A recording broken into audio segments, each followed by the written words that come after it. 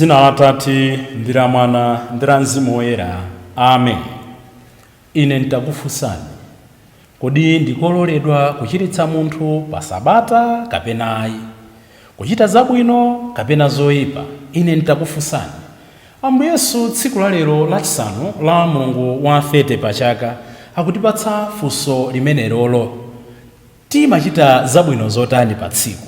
Nanga chipembedzo chathu chimalumikizana bwanji ndi moyo wathu wa tsiku ndi tsiku? Do we put our faith in action? Lero pamene tikukondwerera tikulemekeza moyo wa Martin de Porres Woyera, Ambuye Yesu afuna tisinkhe za mmene timalumikizitsa chipembedzo chathu, kuyera mtima kwathu, kudziyeretsa kwathu ndi machitidwe athu a tsiku ndi tsiku. Ambiri ndife opemphera koma sitichita monga mmene Mulungu amafunira. Ndikulandireni abale ndi alongo panopa tiyankhuleni Ambuye. Ndipo mawu athu oyamba akuchokera mkalata ya Paulo yolembera mpingo wa kwa Roma, mutu wa 9 ndime ya 1 kulekeza 5. Abale, ine ndikunena zoona, ine ndi wake wa Khristu. Paulo afuna tiphunzire kunyadira kuti ife ndife ake a Khristu. Munthu amene everyday akunyadira kuti ndi wake wa Khristu sazinyadira ndi pakamwa pokhayi. Mawu athu tikakhala kuntchito kuti business iyi ndimachita m'dzina la Khristu, unsembe uwu ndimachita m'dzina la Khristu, tingathe kutero pokhapokha pamene tikuyika faith in action. Amene akutiwerengera mawu oyamba ndi a Blessings Kapata kuchokera ku St. Joseph Parish mu Archdiocese ya Cape Town, dziko la South Africa. Ndipo salimo yathu, salimo 147, ikutipempha kuti nthawi zonse tizitamanda chauta. Tamanda chauta iwe Yerusalemu, tamanda chauta iwe Ziyoni, paja amalimbitsa miperengedzo ya zipata zako. Chauta ndamene amatipatsa nyonga ndi mphamvu zoti tizitha kuchita zinthu mmene ife tifunira. Ndipo mawu amunthenga wabwino ndi monga adalembera Luka Woyera, mutu wa 14 ndime ya 1 kulekeza 6. Amene akutiwerengera mawu amthenga wabwino komanso kutigawira mawu ndi Reverend Father Francis Damaseke kuchokera ku Episcopal Conference of Malawi, ECM. Tiyeniso abale ndi alongo tsiku la lero tisinkhesinkhe limodzi. Mulungu ndi Aisraeli anthu ake osankhidwa. Mawu oyamba. Mawu a m'buku la Aroma. Ndithudi ndikunena zoona, ine amene ndili wake wa Khristu, ndipo sindikunama ayi. Mtima wanga umene Mzimu Woyera amautsogolera ukundichitira umboni kuti ndili ndi chisoni chachikulu, ndipo ukundipweteka kosalekeza chifukwa cha abale anga, anthu a mtundu wangawa. Ndikadakonda kuti m'malo mwawo ineyo ndikhale otembereredwa, osakhalanso wake wa Khristu. Iwowa ndi Aisraeli amene Mulungu adawasankha kuti akhale ana ake, ndipo adawapatsa ulemerero. Mulungu adachita nawo mapangano, ndipo adawapatsa malamulo ake. Adawaphunzitsa mwambo wa chipembedzo, ndipo adawapatsa malonjezo ake. Iwowa ndi zidzukulu za makolo athu akale aja, ndipo mpulumutsi olonjezedwa uja ndi wa mtundu wawo, kunena za umunthu wake. Mulungu amene amalamulira zonse alemekezeke mpaka muyaya. Amen. Amenewa ndiwo mawu a Ambuye. Tithokoze Mulungu. Ambuye akhale nanu. Mawa muthenga wabwino monga adalembera Luka Woyera. Ulemu kwa inu Ambuye. Mutu wa 14 ndime ya 1 kulekeza 6. Pa tsiku lina la Sabata, Yesu adakadya kwa mkulu wina wa mgulu la Afarisi. Ndipo Afarisi anzake ankangomupenyetsetsa. Pomwepo pamaso pake panali munthu wina wa mbulu. Yesu adafunsa akatswiri amalamulo ndi Afarisi kuti, kodi malamulo amalola kuchiritsa munthu pa tsiku la Sabata kapena ayi? Koma iwo adangoti chete. Tsono Yesu adatenga munthuyo ndipo adamuchiritsa namuwuza kuti azipita. Kenaka adawafunsa kuti, ndani mwa inu bulu wake kapena ng'ombe yake itagwa mchitsime pa tsiku la Sabata sangayitulutse pa Sabata pomwepo? Iwo adasowa choyankha. Mthenga wa Ambuye.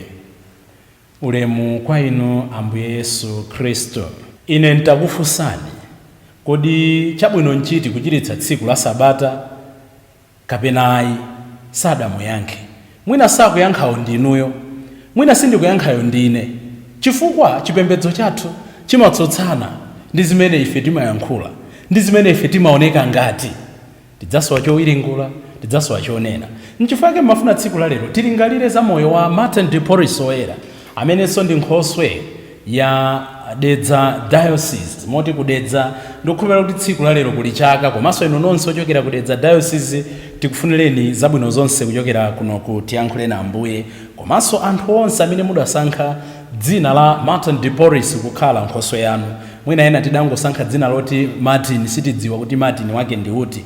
Tili ndi Martin ambirimbiri pano pa Tiyankhule na Ambuye. Tili ndi Father Martin Kavisu, tafunsa mwapadera kuti Martin wake ndi uti, waku Toulouse kapena ndi uyuyu. Anyway, komabe tikufunireni zabwino zonse. Martin de Porres anabadwa mchaka cha 1579 ndipo anamwalira mchaka cha 1639. Mutha kuona kuti zaka 40 basi za moyo wake, koma akutchulidwa woyera. Adatumikira ndi mtima wake wonse. Ndi phunziro loyamba pamene tikulingalira za moyo wake kuti pamaso pa Mulungu is not a matter of how many years zimene ndatumikira. Iye anali lay brother, koma muzaka zake zimene anakhala pansi pano ngati brother anatumikira mpingo, kudzipereka, kudzikhuthula. Lero tikumutchula Woyera. Tilipo achinyamata ambiri, tilipo makolo ena, tilipo ansembe ena, tilipo asisteri ena, tilipo akhristu ena.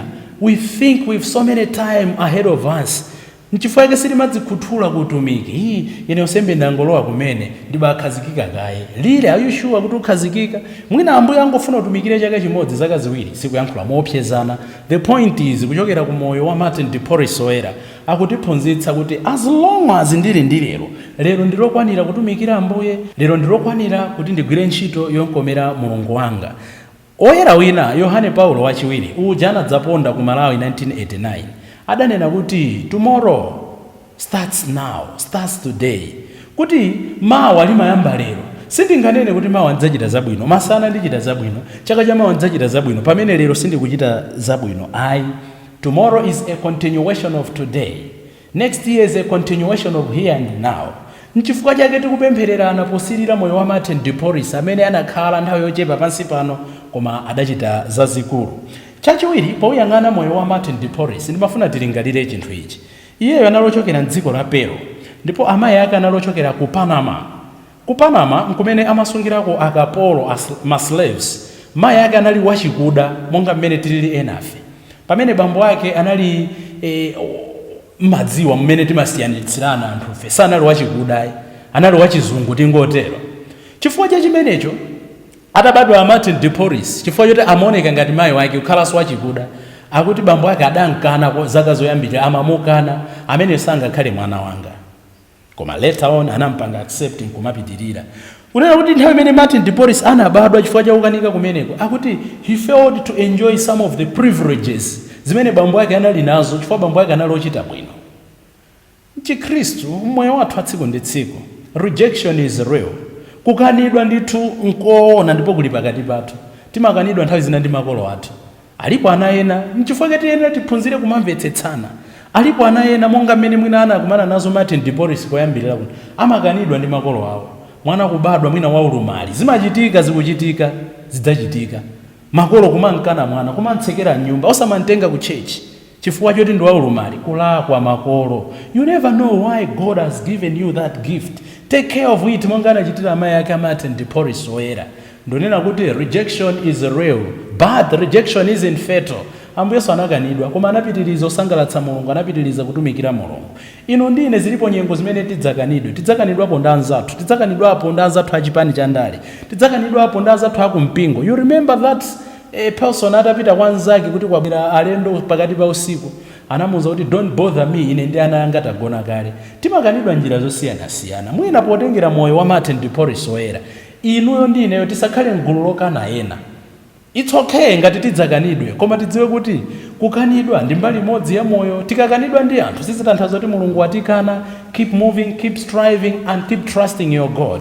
Abale ndi alongo, pamene takanidwa pompo chachikulu nkudziwa kuti ndikuyenera ndipange chani ndikakanidwa. Martin Diporis atakanidwa ali ndi zaka 16 akuti anakalowa ngati wantchito ku nyumba ya nsembe ama Dominican, ngati tu wantchito.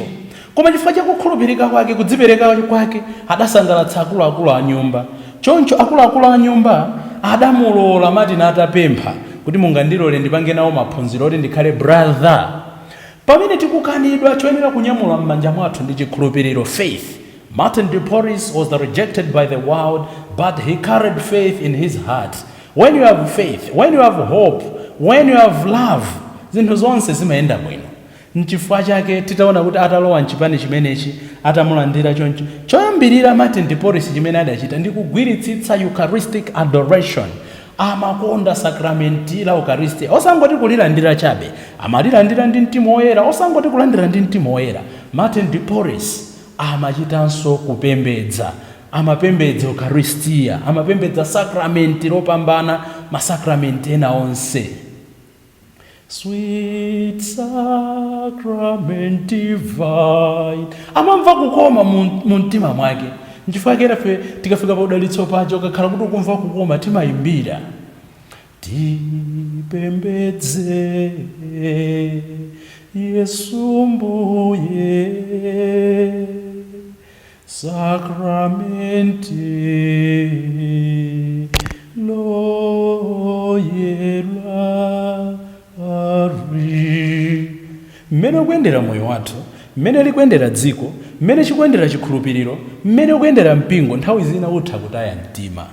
Koma kukhala ndi Ambuye Yesu, kucheza ndi Ambuye Yesu, makamaka msakramenti la chikondi, sakramenti la Eucharistia, mitima yathu imapepukidwa, mitima yathu imamva kukoma, mitima yathu imalimbitsidwa. Martin Diporis Woyera akutipempha kuti abale ndi alongo, matchalichi athu akatolika amakhala otsegula, tizipita ukapembedza. Kupembedza Ambuye Yesu sizimatengera kuti umalandira Eucharistia. Ngakhale utakhala mkatukumeni, ngakhale utakhala kuti udagwa m'masakramenti, ngakhale utakhala kuti uli ndi milandu ina ndi mpingo sumaletsa munthu kuchita devotional prayers. Tizikonda sakramenti la Eucharistia, kulilandira komanso kulipembedza. Ndipo chachinayi chimene tikuphunzira ndi moyo wa Martin Diporis Woyera, chifukwa chopembedza Eucharistia, chifukwa cholandira bwino Eucharistia, adayamba kukhuthula moyo wake kwa anthu osauka. Akuti amakachezetsa anthu amene anali criminals, amacheza nawo usana ndi usiku. Anthu odwala amakhala nawo kumalimbitsa mtima. Anthu amene alipo wasamalira mzipatala amapita kukachezetsa. Iye amene amapembedza, iye amene amadzikhuthula mtima wake ndi Yesu Khristu mu Eucharistia, amayamba kulingalira mavuto anthu ena. Nchifukwa kuyambirira kuja tinafunsafunsa onena kuti kodi lamulo limaletsa kuchiritsa pa sabata kapena ayi. Ifa Khristu tsiku lililonse titolitenga ngati la sabata lathu, chifukwa tsiku lililonse timalandira Eucharistia, timakondwerera kuti Ambuye Yesu adauka kwa akufa. Ndipo tsiku louka kwa akufa ndi tsiku lotsatira sabata ya Ayuda, ndi tsiku la sabata. Ino ndine monga amachitira Martin Diporis Woyera, are we able to put faith in action? Timatha kutenga moyo wathu nkupanga translate moyo wathu wa uzimu, kapena kutenga uzimu wathu nkupanga translate moyo wathu wa tsiku ndi tsiku. Muona kuti ambiri mwa ife mwina kuphatikizapo yakuyankhulayo, our lives are antithetical to the gospel values we believe, to the sacraments that we receive. Our lives are full of contradictions to what we believe and say. Fundo yachisanu imene imandisangalatsa ndikamang'ana moyo wa Martin Diporis Woyera akuti chifukwa chocheza bwino ndi anthu osauka, anthu amene ali less privileged, anthu amene anali odwala, anthu amene dziko limatenga kuti ndi odetsedwa, adapatsidwa dzina kuti Martin the Charitable, kuti Martin wachifundo. Inetu ndachita jenkha pamenepa kuti ndili ndi dzina lanje la mchedzera limene anthu amandipatsa. Aliyense zivute zitani, ngati umacheza ndi anthu, ngati umatuluka kugulu, ngati umamixana ndi anthu, zivute zitani uli ndi dzina lina lake la mchedzera potengera zimene iwo mapanga. Lero tili ndi ntchito tifufuze kuti tili ndi mayina otani, ana anu adakupatsani dzina lotani, akazi anu adakupatsani dzina lotani, akhristu athu adatipatsa dzina lotani, ansembe athu akhristu anakupatsani dzina lotani. Aliyense ali ndi dzina kena potengera zimene amachita. Mwina Martin atitsogolere kuti tizilandira mayina abwino pokhala ndi mtimaso wabwino. Ambuye tithandizeni mwa uneneri wa Martin Diporis Woyera kuti nthawi zonse tizichita zabwino, tisakhale ndi chikhristu cha manja chabe, tikhale ndi chikhristu chophatikiza manja ndi mtima pomachitira ena zabwino. Inu Martin Diporis Woyera tipempherereni ife tsopano ndi pa nthawi zosatha. Dzina la Tate ndi la Mwana ndi la Mzimu Woyera. Amen.